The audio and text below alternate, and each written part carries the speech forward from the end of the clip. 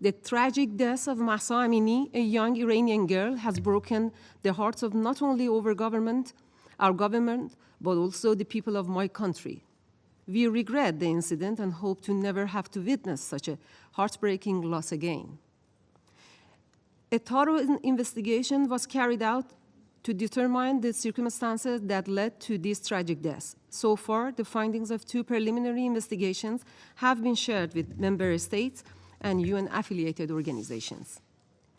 Iranian women are smart, well-educated, dedicated, and patriotic, and are aware of their rights.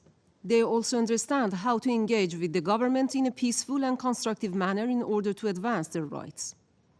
Therefore, we advise those Western states that they are not required to act as guardians or caretakers of Iranian women or speak on their behalf.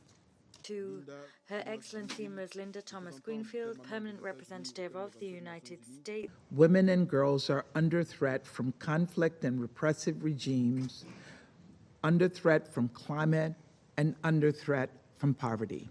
The eyes of the entire world are on Iran right now. Courageous and brave Iranians from across society, women and men, are protesting the death of Mahsa Amini.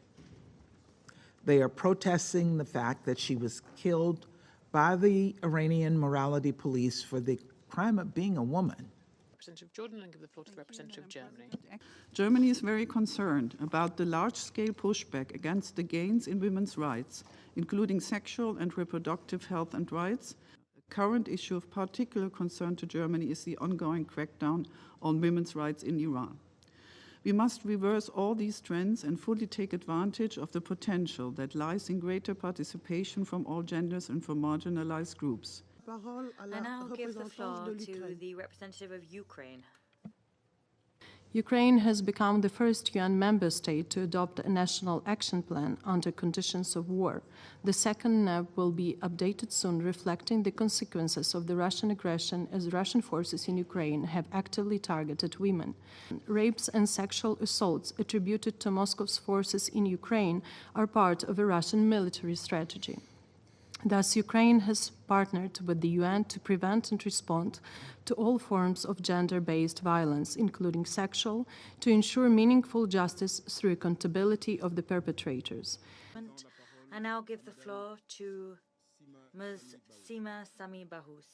Around the world, from Iran to Tigray, to Ukraine, to Afghanistan, and more, women human rights defenders risk their lives every day in the name of peace and human rights and for the sake of their communities and our planet. They should be cherished by everyone, but instead they are increasingly under attack.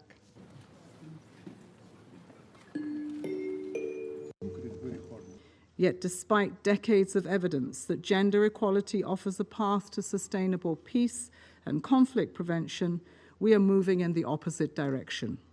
At this time of peril, conflicts and crises, we must pursue proven strategies for peace and stability.